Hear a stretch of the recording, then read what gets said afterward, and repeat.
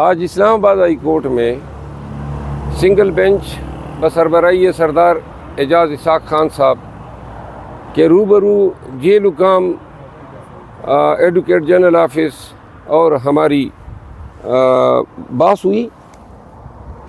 2-3 معاملات تھے۔ ایک معاملہ تو خان صاحب کے ساتھ ملاقاتوں پہ پابندی، جس کو بعد ازاں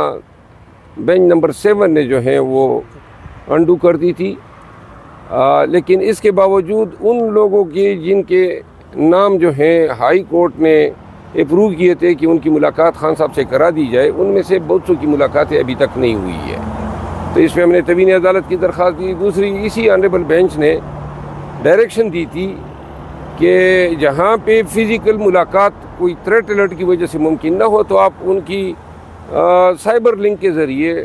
ویڈیو کانفرنسنگ کے ذریعے ان کی ملاقات کرائیں، اور وہ بھی انہوں نے تعمیل نہیں کی، بلکہ آج تحریری طور پہ جیل سپرڈنٹ کی طرف سے جو جواب جمع کیا گیا اس میں یہ بتایا گیا کہ جیل مینیول میں ایسا کوئی قانون ہی نہیں ہے، کوئی رول ہی نہیں ہے جو ویڈیو کانفرنسنگ کی اجازت دیں، جس پہ فاضل جج صاحب نے حیرت کا اظہار کیا جب ان کے نوٹس میں ہم یہ لے آئے کہ اس دن تو مریم نواز صاحبہ جو ہیں کوٹ لکھپت جیل میں بڑے فخر سے کہہ رہی تھی کہ میں نے ویڈیو کانفرنسنگ کے ذریعے ملاقاتوں کی اجازت دے دی ہے، اور وہاں پہ باقاعدہ ویڈیو اسکرین بھی دکھائی گئی۔ تو جج صاحب جو ہیں اس کو بھی ان کی معاملات کا نوٹس تھا، تو انہوں نے کہا کہ آیا کوٹ لکھپت جیل کے لیے علیحدہ قانون ہے، وہ بھی پنجاب میں ہیں، اور اڈیالہ جیل بھی پنجاب میں ہے، تو ایک شخص کے لیے جو ہے ملاقاتوں سے آپ ان کو روکنے کے لیے آپ نے اب یہ کہہ دیا کہ جی وہ ویڈیو لنکنگ جو فیسیلیٹی ہے وہ کوئی رول اس کو کیٹر ہی نہیں کرتا ہے، جس پہ انہوں نے جو ہے ایڈوکیٹ جنرل سے وضاحت طلب کی ہے۔ ساتھ میں جج صاحب نے جو ہے ہدایت دی ہے کہ جو احکامات ہوئے ہیں ملاقاتوں کی ان پہ تعمیل جو ہے ممکن بنائی جائے۔ آج عدالت میں ایک ایکیڈیمک ڈسکشن ہوئی کہ عدالتوں کے احکامات جو ہیں ان کی بے توقیری ہو رہی ہے، اور اب جس پہ فاضل جج صاحب نے جو ہے کمنٹ دیے کہ کاش 200 سول سرونٹ اگر یہ متفقہ طور پہ حلفاً یہ اقرار کر لیں کہ اب ہم نے کسی غیر قانونی حکم کو نہ ماننا ہے نہ اس پہ عمل درآمد کرنا ہے، تو شاید بہت ساری چیزیں ٹھیک ہو جائے گی۔ جس پہ میں نے گزارش کی کہ جو ملک میں طوائف الملوکی مچی ہیں اس کی واحد ریزن یہی ہے کہ اب پہلے سول جج صاحب کے احکامات کو بھی کوئی جرت نہیں کرتا تھا، اب تو ہائی کورٹ اور سپریم کورٹ کے احکامات کی پامالی جو ہیں وہ روزمرہ کا معمول بن گئی ہے، اور اس وجہ سے پیشہ وکالت سے وابستہ اور قانون کے پیشے سے وابستہ تمام لوگ حیران اور پریشان ہیں کہ ملک میں کیا ہو رہا ہے کہ جہاں ہائی کورٹ کے احکامات جو ہیں یہ ایک بار نہیں بار بار جو ہیں بری طرح جو ہیں پامال ہوتے ہیں۔ اور میں نے مثال دی ڈپٹی کمشنر اور SSP اسلام آباد کے کنٹمپٹ میں سزا یابی کی، اور میرا استدلال یہ تھا کہ اگر اسلام آباد میں 5-6 آفیسر جو ہیں جیل بھیج دیے جائے تو اسلام آباد کی حد تک کوئی جرت نہیں کرے گا، اور میرا خیال ہے کہ ملک کی تمام آئینی عدالتوں کو سوچنا چاہیے۔ یہ جو روزمرہ ان کے احکامات جو ہیں کبھی ایک بہانہ کر کے کبھی دوسرا بہانہ کر کے یہ انتظامی اداروں کے لوگ یا افسران پامال کر رہے ہیں، اس کا واحد علاج یہ ہے کہ جو توہین عدالت کا جو قانون ہے اب اس کا بے دریغ استعمال ہونا چاہیے۔ جو بھی توہین عدالت کریں ان حالات میں بہت ضروری ہے، اشد ضرورت ہے اگر عدالتوں نے اپنی عزت اور اپنی وقار، اپنی میجسٹی آف جسٹس کو برقرار رکھنا ہے اور ایزرٹ کرنا ہے، تو پھر معمولی سے معمولی حکم عدولی کو بھی اب نظر انداز نہیں کرنا چاہیے، کیونکہ حکم عدولیاں اتنی ہو گئی ہے کہ ان حکم عدولیوں کے بوجھ تلے عدالتوں کا وقار ہی ختم ہو گیا ہے۔ تو آج کارروائی جو ہیں اس میں میں نے یہ بھی چیلنج کیا ہے، ایک علیحدہ ریٹ پٹیشن جو میں نے اپنے نام سے دائر کی ہے، جو 265 رول ہے پاکستان پریزن رول 1978 کا، جس کے ذریعے سیاسی ڈسکشن پہ جیل میں قدغن ہے۔ یہ 1818 میں ایک قانون بنا تھا انگریز کے دور میں، اس سے یہ مستعار لیا گیا ہے تو اس پہ ہانیبل جج صاحب نے مائیکلز کی وری مقرر کی ہے اور وہ بھی عدالت کی معاونت کرے گی اگلی تاریخ پیشی پہ. تو یہ آج کے حالات تھے جو میں نے آپ کو گوشت گزار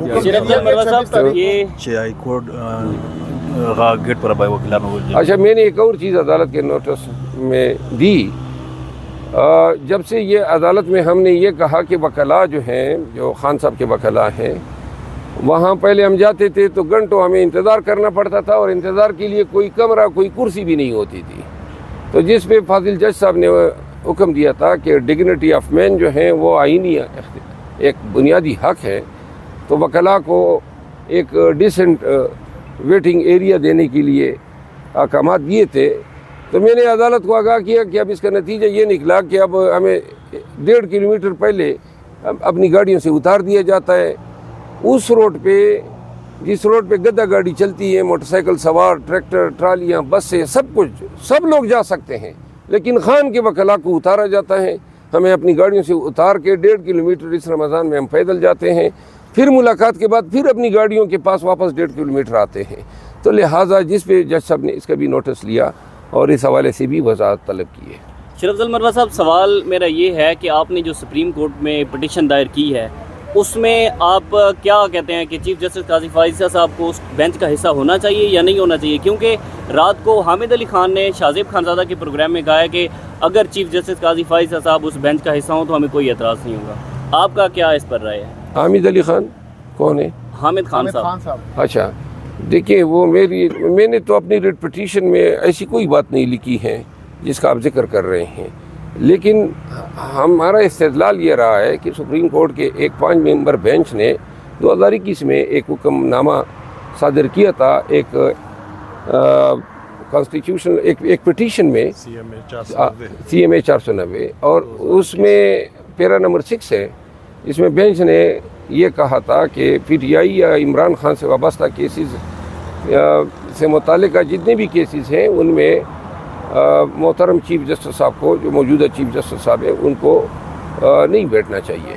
جی 11/2/21 صاحب علی امین گنڈا پور صاحب نے ایک بیان دیا ہے کہ رشوت کے حوالے سے کہ جو بندہ آپ سے رشوت مانگتا ہے آپ اس کے ساتھ میں اینٹ دے ماری اور اگر کوئی پوچھے تو کہنا علی امین نے کہا. تو کل ایک عورت نے جو ہے نا ایک وہ بے نظیر انکم سپورٹ کا بندہ تھا اس کے ساتھ میں شیشہ دے مارا اور 7 کے پاس سے تصویر وائرل ہے. تو سر اگر کوئی اس سے بڑا یہ کہاں پہ انہوں نے مارا ہے خاتون نے؟ یہ سر KP میں سوشل میڈیا پہ ایک تصویر وائرل ہوئی ہے اور سر اس کے بعد اس کے اوپر یہ پروپیگنڈا ہے. مروت صاحب ایڈ کر لیجئے گا. فیصل کریم کنڈی گزشتہ دنوں کہہ رہے تھے اگر علی امین گنڈا پور نے یہ بیان دیا ہے جب علی امین گنڈا پور رشوت لے گا تو اس کے سر میں اینٹ کون مارے گا؟ دیکھیں یہ اب ایسی سوالات ہیں کہ فلاں کے سر پہ کون اینٹ مارے گا. یہ چیف منسٹر صاحب کا یہ جو بیان ہے یہ ریٹوریکل ہے. یہ بیسیکلی رشوت خوروں کو وارن کر رہے ہیں